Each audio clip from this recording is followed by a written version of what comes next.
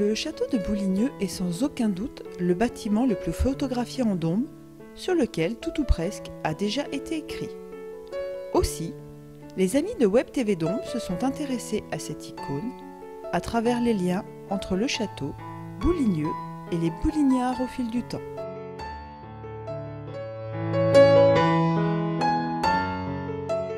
Le lien entre le château,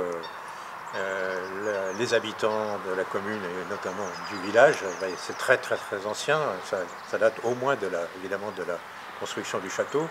Il y avait une configuration assez particulière puisque le village qu'on a là aujourd'hui, il est à peu près celui qu'il y avait à cette époque. Le château, je rappelle, a été construit à partir de 1306. Donc le dessin du village aujourd'hui, c'est celui de l'époque. Déjà, ce lien était étroit, puisque notamment, s'il y avait danger, on était dans une région ici qui était quand même assez instable, du fait des guerres incessantes, des escarmouches, je dirais, entre le royaume, la Savoie, le Dauphiné. Et donc la population, quand il y avait un danger, venait se réfugier ici. Et il y avait une forme de retrait, comment dirais-je, de renvoi d'ascenseur, si je puis dire, en ce sens que s'ils pouvaient venir se réfugier, ils devaient aussi contribuer à l'entretien des fortifications du château. Nous ici, dans les archives, on a des documents qui rappellent régulièrement cette obligation qui était faite aux habitants de contribuer à l'entretien des murailles. Voilà. Donc il y avait une réciprocité, une aide mutuelle en quelque sorte. À l'entretien et à la défense. Alors à l'entretien, mais à la défense aussi, parce qu'effectivement, quand il y avait danger, tout le monde participait. Il y avait bien éventuellement une petite garnison pour la circonstance, mais sûrement insuffisante, donc il y avait le renfort des habitants. Et le lien entre les Boulignards et le château, ces liens étroits sont surtout ressortis au moment de la Révolution française. Il y a effectivement un événement qui a mis en évidence ce lien. Au moment de la Révolution, donc effectivement, le représentant du peuple en mission qui était dans cette région qui s'appelait Albitte, que sûrement beaucoup de gens qui connaissent un peu l'histoire de la région connaissent. Il a sévi ici comme ailleurs, c'est-à-dire qu'on a coupé le clocher par exemple du village à la hauteur de la nef, et puis les tours. Alors, il voulait détruire le château. Et les habitants, la municipalité de l'époque en tout cas, a refusé et a demandé à ce qu'on conserve le château. Il a été confisqué. À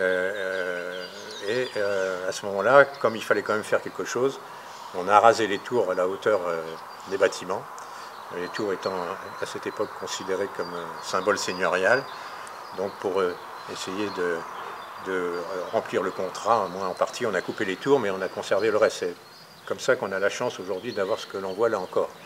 Et on lui a trouvé une utilité, puisque confisqué, ils l'ont transformé en ferme et en grenier à grains, jusqu'à un peu après la fin de la Révolution, où il a été restitué, et puis il a retrouvé son utilisation première. Et ce lien entre Bouligneux et le château, c'est encore vérifié au XXIe siècle, puisque récemment, donc, la précédente municipalité décide donc de mettre en place une station d'épuration pour purifier les eaux qui étaient rejetées dans l'étang forêt, et vous y avez contribué à votre manière. Alors évidemment, il faut quand même avancer avec son temps et on a des obligations.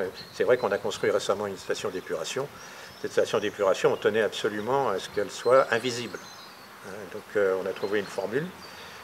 D'ailleurs, je suis sûr que la plupart des gens ne savent pas où est la station d'épuration, et oui, on ne la voit pas. Alors on avait aussi des impératifs, parce qu'avec les monuments historiques, quand même, il y a un périmètre de protection, on ne peut pas faire non plus n'importe quoi autour. Mais on n'a pas eu besoin des monuments historiques pour avoir ce souci-là. C'est vrai que le terrain a été donné aussi pour faire la station. Et donc ce lien entre le château et Bouligneux perdure du XIVe jusqu'au XXIe siècle. Écoutez, pour l'instant, ça continue. Et je vais vous donner un autre exemple qui est assez amusant aussi. En 1794, les révolutionnaires sont venus plusieurs fois ici. Ils sont venus pour désarmer le château, ils sont venus pour brûler les terriers, vous savez, c'est tous ces papiers qui correspondent aux droits féodaux. Ils sont venus pour marteler les blasons. S'ils n'ont pas détruit le château, il fallait quand même remplir quelques obligations. On a coupé les tours, mais il fallait aussi marteler les blasons.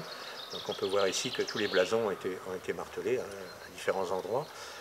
Donc ça, c'était en 1794. En 1994, je n'invente pas la date, la municipalité a décidé d'adopter les armes des Lapalus, qui étaient seigneurs de Bouligneux, comme les armes pour la commune. Donc vous voyez, la Révolution les avait détruites et la République les a rétablies. Voilà. Comme quoi, le balancier de l'histoire. Après cet entretien avec Élion de Villeneuve, actuel propriétaire du château, l'équipe de Web TV Dombes a rencontré le maire de Bouligneux, Laurent Contet, afin de recueillir le point de vue des Boulignards sur le lien entre le château et la commune. Le château, c'est la partie prenante majeure de notre village, puisqu'il est connu évidemment de loin. Il est d'ailleurs sur la couverture de certains beaux livres de notre belle Dombes. Donc c'est une partie intégrante de notre village. Et tout comme l'église qui est derrière moi et le village en lui-même. Donc ce lien est historique, il a traversé les siècles. Et je crois qu'au XXIe siècle, notamment si on pense à la station d'épuration, on s'aperçoit qu'il y a toujours ce lien. Oui, tout à fait. Donc on a su nous moderniser, on a su donc répondre aux exigences qui étaient les nôtres en termes d'assainissement et en protégeant le bâti qui était autour de nous, église et château, sans dénaturer quoi que ce soit. Donc monsieur le maire, cet attachement donc, des gens du château, disons-le ainsi, à la commune, remonte donc certes au XIVe siècle, mais est toujours présente à l'heure actuelle, non seulement dans la prise de décision, mais dans l'exécution des décisions prises par le Conseil. Oui, tout à fait, puisque M. de Villeneuve est donc membre du conseil municipal avec nous depuis déjà une bonne quarantaine d'années. Il était là bien avant moi. Son père était déjà présent lui aussi dans le conseil et il est tout comme nous attaché au bon fonctionnement de la commune parce qu'il participe à toutes les activités, que ce soit des activités très nobles comme derrière moi pour s'attacher à la restauration de l'église que nous avons bien réussi, tout comme participer aux tâches les moins valorisantes mais auxquelles nous participons tous, que nous soyons conseillers, maires ou adjoints, sans aucune distinction.